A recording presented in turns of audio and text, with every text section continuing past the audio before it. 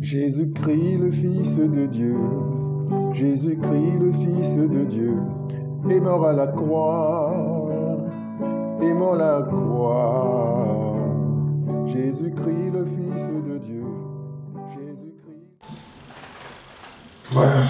Bonjour frères et sœurs, Jean-Marc Bali, serviteur de l'Éternel. Voilà, je viens devant vous pour une nouvelle vidéo. On va parler aujourd'hui de la personne du Christ. Le message d'aujourd'hui s'intitule « Qui est Jésus-Christ ?» Qui est Jésus-Christ? Alors Jésus-Christ, c'est quelqu'un de très... on parle beaucoup de lui dans les églises, mais la vraie connaissance de Jésus-Christ s'obtient par la parole. C'est par la parole de Dieu, en étudiant la parole de Dieu, qu'on arrive à la vraie connaissance de Jésus-Christ, n'est-ce pas? Et cette connaissance est réservée à ceux qui sont des petits, c'est-à-dire des gens qui, par rapport à l'état de leur cœur, seront dans l'humilité vis-à-vis de Dieu, n'est-ce pas, pour recevoir cela. On va d'abord prier, et puis ensuite rentrer dans le vif du sujet. Père, je te rends grâce, je te bénis, je te remercie pour ce temps, je te remercie pour ce message sur ton Fils Jésus-Christ. Je te demande que ceux qui m'écoutent aient les oreilles ouvertes et qu'ils soient édifiés par ce message et que ce message soit pour eux source de bénédiction, que ce soit ceux qui l'écouteront maintenant ou plus tard. Je te rends grâce, Seigneur, je te bénis, tu es le Tout-Puissant. Tu nous as donné ton Fils et en qui se trouve la vie éternelle. Alors Seigneur, je te rends grâce, je te bénis.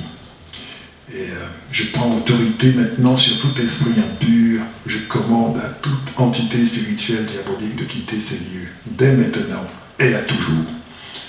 Au nom puissant de Jésus-Christ de Nazareth. Amen. Alors je vais commencer déjà par un message, par une écriture, n'est-ce pas, d'introduction qui est dans le livre de Matthieu. Matthieu chapitre 11, verset 25, et vous est écrit. En ce temps-là, Jésus prit la parole et dit « Je te loue, Père, Seigneur du ciel et de la terre, de ce que tu as caché ces choses aux sages et aux intelligents, et de ce que tu les as révélées aux enfants. » Je vais relire.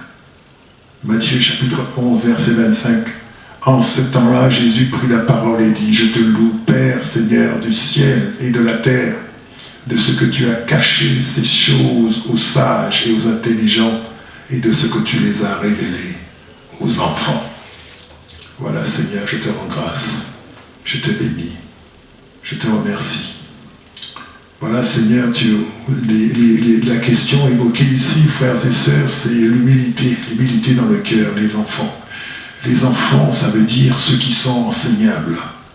Ceux qui sont encore enseignables et qui ont cessé de dire « je sais », ont cessé de dire « j'ai compris, j'ai déjà mon idée et c'est mon idée que je vais suivre ». Ceux qui sont capables de laisser tomber leurs propres pensées pour entrer dans la pensée du Seigneur. Et c'est quelque chose qui coûte le reniement de soi. Le Seigneur dit qu'il se renie de soi-même et qu'il se mette à ma suite. Si quelqu'un veut marcher à ma suite, qu'il se renie soi-même et qu'il se mette à ma suite. Voilà. Donc les petits, c'est ceux qui veulent bien considérer qu'il y a des choses qu'ils ne savent pas, qu'il y a des choses qu'ils ne connaissent pas, n'est-ce pas? Voilà. Donc la connaissance de Jésus-Christ est réservée aux petits. Donc les orgueilleux, ceux qui veulent faire les choses à leur manière, ceux qui veulent aller dans leur propre direction, n'est-ce pas, auront du mal à rencontrer Jésus-Christ, sauf si Jésus-Christ veut vraiment d'eux dans son royaume, parce que c'est le Christ qui nous appelle. Hein. C'est le Christ qui nous appelle, c'est le Christ qui choisit les hommes. Les hommes n'entrent pas comme ça dans la famille de Jésus-Christ, dans la famille spirituelle de Jésus-Christ. Non, c'est le Christ qui nous appelle, donc ça veut dire que c'est un choix qui est fait pour nous. D'accord. Voilà. Donc la première des choses, c'est celle-là. Ensuite, on va parler d'un premier point qui est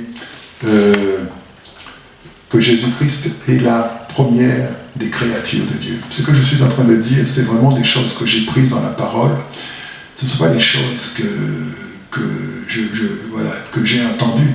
Non, ce sont des choses que j'ai lues dans la parole de Dieu, n'est-ce pas? Et donc ce sont des choses qui s'appuient sur des versets bibliques. Donc Jésus-Christ a commencé par être créé, n'est-ce pas? Je vais vous lire un passage à ce sujet. Colossiens chapitre 11, verset 15. À partir du verset 15, il est écrit « Il est l'image du Dieu invisible, le premier-né de toute la création. Car en lui ont été créées toutes les choses qui sont dans les cieux et sur la terre, les visibles et les invisibles, trône, dignité, domination, autorité. Tout a été créé par lui et pour lui. Il est avant toute chose, et toute chose subsiste en lui. Il est la tête du corps de l'Église, il est le commencement, le premier-né d'entre les morts, afin d'être en tout le premier. » D'accord? On va reprendre ce passage. Colossiens chapitre 1, verset 15. Il est l'image du Dieu invisible, le premier-né de toute la création. Car en lui ont été créées toutes les choses qui sont dans les cieux et sur la terre, les visibles et les invisibles, trône, dignité, domination, autorité. Tout a été créé par lui et pour lui. Il est avant toute chose et toute chose subsiste en lui. Il est la tête du corps de l'Église. Il est le commencement, le premier-né d'entre les morts, afin d'être en tout le premier. Vous voyez, donc ce passage est plein de révélations sur la personne de Jésus-Christ. On peut entendre toutes sortes de choses sur Jésus-Christ, mais ici, dans ce passage, frères et sœurs, nous voyons clairement qu'il est écrit que Jésus-Christ est le premier-né de toute la création. Le premier-né de toute la création fait partie de la création. Le premier-né de toute la création est une créature. Vous voyez? Donc, Jésus-Christ est le premier-né, c'est-à-dire, il est la première de toutes les créatures que Dieu a créées. Donc c'est comme ça que ça a commencé pour lui. Il a commencé d'abord par être créé par le Père. Vous voyez? Donc, c'est quelqu'un qui a reçu la vie du Père. Il a reçu la vie du Père. Vous voyez? Donc, il est le Fils. D'accord? Alors, il est aussi donc de la création, fait partie de la création. Donc, il a été créé, n'est-ce pas? Il est aussi l'image du Dieu invisible. Quand on dit ça, ça nous rappelle le passage de la Genèse qui dit « Dieu créa l'homme à son image ». D'accord? Donc il est l'image du Dieu invisible. Ça veut dire qu'il est en fait un homme. Quand il marchait sur la terre, il était un homme à l'image de Dieu. Donc ça veut dire l'homme, tel que tout homme, devrait être dans la pensée de Dieu. Donc l'homme n'est pas Dieu. On entend des choses comme ça dans des prédications en disant « Jésus-Christ est Dieu ». En fait, Jésus-Christ a reçu la vie. D'accord? Celui qui n'a reçu la vie de personne, et qui est la vie lui-même, qui n'a reçu la vie de personne, c'est le Père. Mais Jésus-Christ a reçu la vie, n'est-ce pas? Voilà. Donc il est l'image du Dieu invisible. Donc ça veut dire en fait qu'il ressemble au Père, qu'il a vu le Père. C'est ce qu'il disait à son disciple Philippe dans les évangiles. Celui qui m'a vu a vu le Père, n'est-ce pas? Et il est aussi donc à la ressemblance du Père, comme je disais, d'accord? Et aussi il parle de sa communion avec le Père. Il dit, je suis dans le Père et le Père est en moi. Il faut comprendre cette parole. Je suis dans le Père et le Père est en moi. Ça veut dire, le Père habite en moi spirituellement. Puisque le Père est esprit. Dieu est esprit. Donc le Père, quand Jésus était sur la terre, le Père était en lui. Il dit, je suis dans le Père. Pas était, c'est aussi le cas aujourd'hui. Le Père était en lui. D'accord? Le Père est en lui et il est dans le Père. Donc ça veut dire, il y a comment dirais-je, son corps est le lieu d'habitation du Père. Donc le Père était en Jésus-Christ, en l'homme Jésus-Christ, du temps qu'il était sur la terre. Vous voyez? La même analogie qu'on peut faire avec tous les chrétiens. Un chrétien authentique, un chrétien qui est disciple de Jésus-Christ, il a le Saint-Esprit en lui. Il n'y a pas de chrétien qui n'a pas le Saint-Esprit. Si tu n'as pas le Saint-Esprit, ça veut dire que tu n'es pas chrétien. C'est pas compliqué. On ne peut pas être disciple de Jésus-Christ, être enfant de Dieu sans le Saint-Esprit. C'est pas possible. Donc ça veut dire, peut-être qu'on n'est pas capable de déceler la présence du Saint-Esprit, ça c'est autre chose, c'est une question de discernement, mais il n'y a pas d'enfant de Dieu qui n'a pas le Saint-Esprit. Mais le fait qu'on soit enfant de Dieu, ça veut dire qu'on a le Saint-Esprit en nous, mais ça ne veut pas dire qu'on est le Saint-Esprit, n'est-ce pas? Le Saint-Esprit, c'est une autre personne qui habite en nous, mais de même, une autre personne, le Père, habitait en Jésus-Christ. Vous voyez? Voilà. Donc ça, c'est des choses qu'il faut vraiment comprendre. Donc quand il dit le Père est en moi, je suis dans le Père, il parle du plein accord qui existe entre le Père et lui. Entre le Père et lui. Voilà. Il y a un autre passage qui est dans Jean chapitre 17 qui dit « Et maintenant, Père, glorifie-moi auprès de toi-même de la gloire que j'avais auprès de toi avant que le monde fût. » Je vais relire ce passage, c'est dans le livre de Jean chapitre 17 qu'on appelle habituellement la prière sacerdotale de Jésus. En fait, c'est la prière de Jésus pour ses disciples. Jésus prie pour ses disciples parce qu'il va bientôt partir. On est en Jean 17. Il dit « Et maintenant, toi, Père, glorifie-moi auprès de toi de la gloire que j'avais auprès de toi avant que le monde fût. » D'accord? Donc, Jésus-Christ a été créé avant que le monde fût. C'est très clair. Avant que le monde fût, Jésus-Christ a été créé. Jésus-Christ était glorieux. Il a été créé, il était dans la gloire. D'accord? Il était dans la gloire et c'est quelqu'un qui a quitté la gloire, n'est-ce pas, pour venir humblement sur la terre devenir un homme. Oui, voilà. Donc ça, c'est des choses qu'il faut bien comprendre par rapport à la personne du Christ qui est la personne centrale. Pour nous les hommes, Jésus-Christ a autorité sur nous les hommes. C'est lui qui décide de tout. D'accord? Jésus-Christ est aussi un mystère. J'ai appelé ce stade Jésus-Christ le mystère de Dieu. Alors, Jésus-Christ le mystère de Dieu. Dans Colossiens chapitre 2, il est écrit « Je veux en effet que vous sachiez combien est grand le combat que je soutiens pour vous, et pour ceux qui sont à Laodicée, et pour tous ceux qui n'ont pas vu mon visage en la chair, afin qu'ils aient le cœur rempli de consolation, qu'ils soient unis dans la charité et enrichis d'une pleine intelligence pour connaître le mystère de Dieu, savoir Christ. Mystère dans lequel sont cachés tous les trésors de la sagesse et de la science. Je reprends ce passage. Colossiens chapitre 2 à partir du verset 1 jusqu'au verset 3. Je veux, en effet, que vous sachiez combien est grand le combat que je soutiens pour vous et pour ceux qui sont à Laodicée et pour tous ceux qui n'ont pas vu mon visage en la chair, afin qu'ils aient le cœur rempli de consolation, qu'ils soient unis dans la charité et enrichis d'une pleine intelligence pour connaître le mystère de Dieu, savoir Christ. Mystère dans lequel sont cachés tous les trésors de la sagesse et de la science.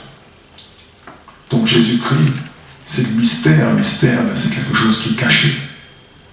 Donc Jésus-Christ a été tenu caché jusqu'à sa révélation, quand il est venu du temps des Romains en Israël, n'est-ce pas? Et il s'est manifesté. Donc il y a eu une manifestation de Jésus-Christ en Israël, d'accord? Mais ça ne veut pas dire qu'il a commencé à exister à ce temps-là. Il existait bien avant. Il est simplement manifesté à travers tout son ministère avec ses 12 disciples, n'est-ce pas?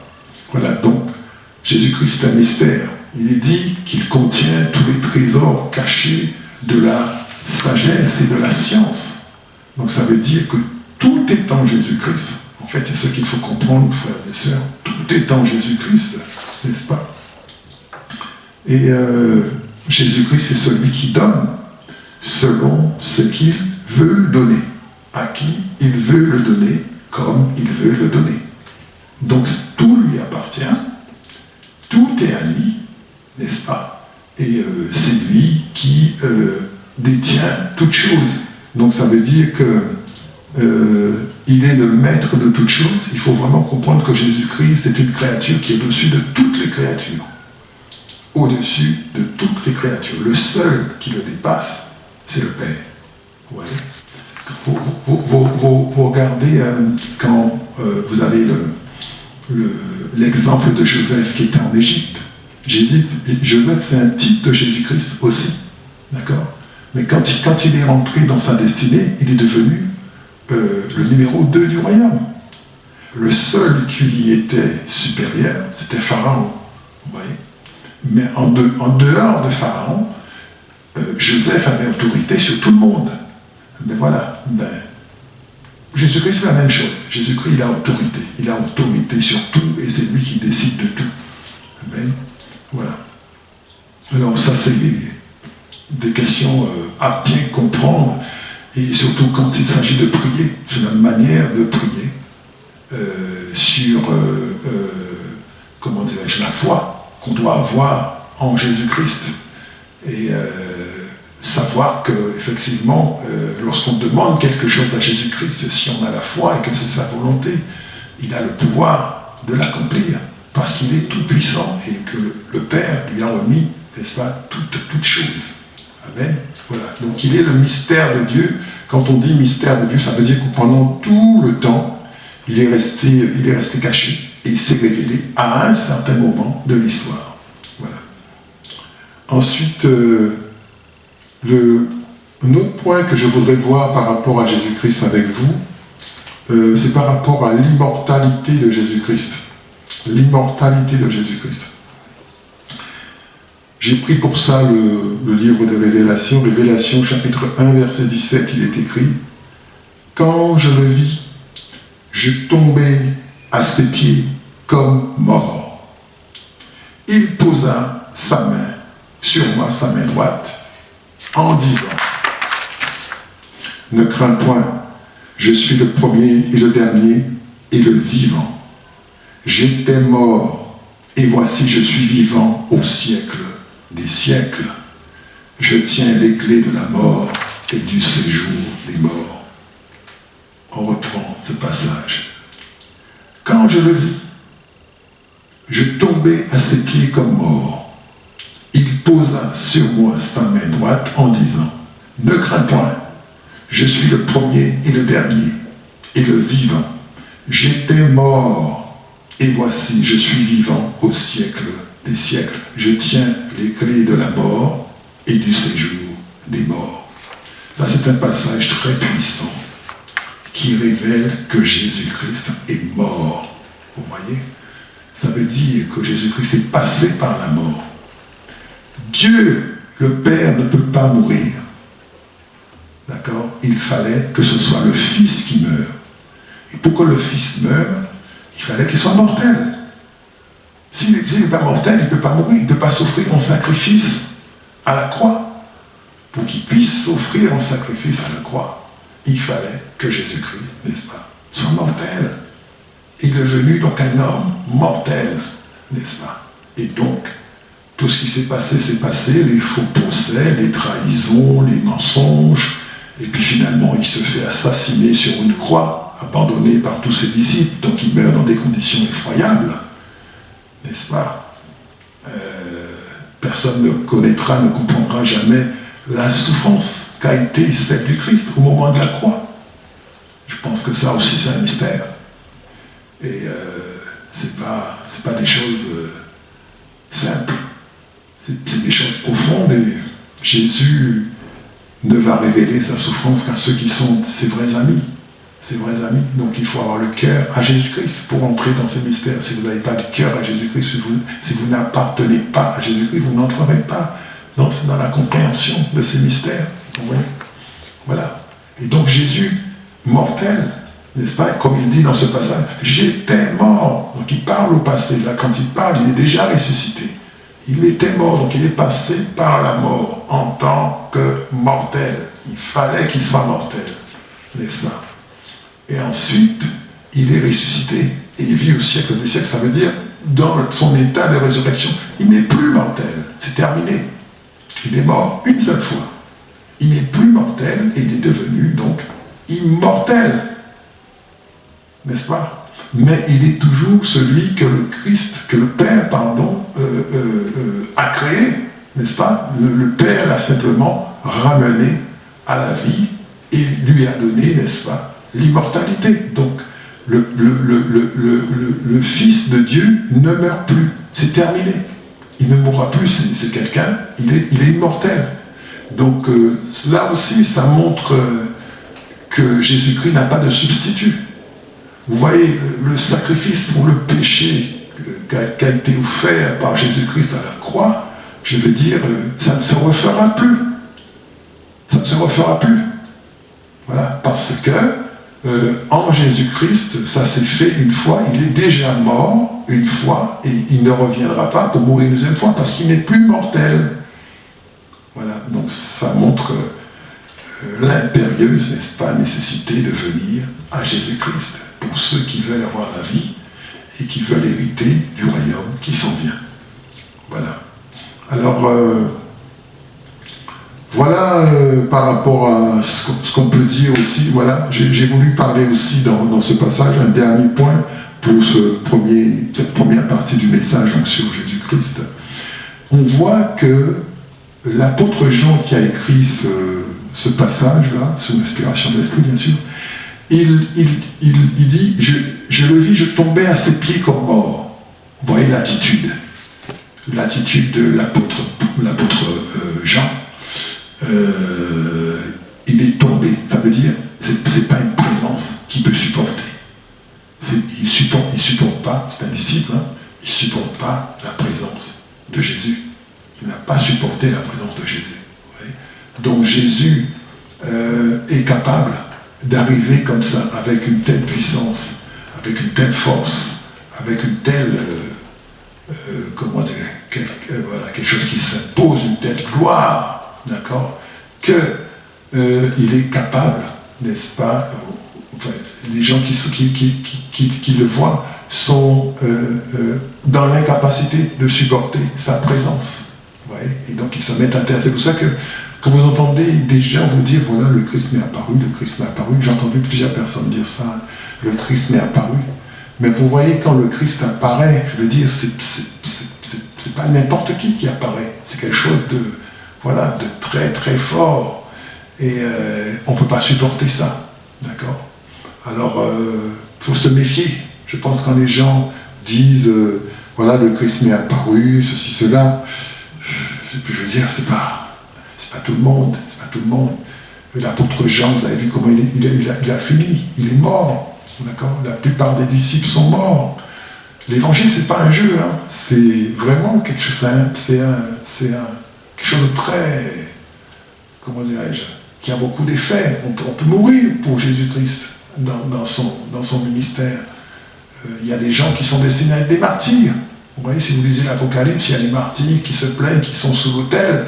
Et le Seigneur leur répond, mais écoute, il y a d'autres personnes aussi qui doivent être martyrs, donc votre nom n'est pas complet. Dieu prévoit, Jésus prévoit que des gens doivent devenir des martyrs aussi, comme lui, il a été martyr. Et bien sûr, aucun des martyrs ne souffrira plus que Jésus-Christ, parce qu'il faut que Jésus-Christ soit le premier en toutes choses. Voilà. Voilà ce que je voulais vous dire donc, pour cette première partie. Je vous bénis dans le nom puissant de Jésus-Christ Et je vous dis à bientôt pour la suite de ce message. Au revoir.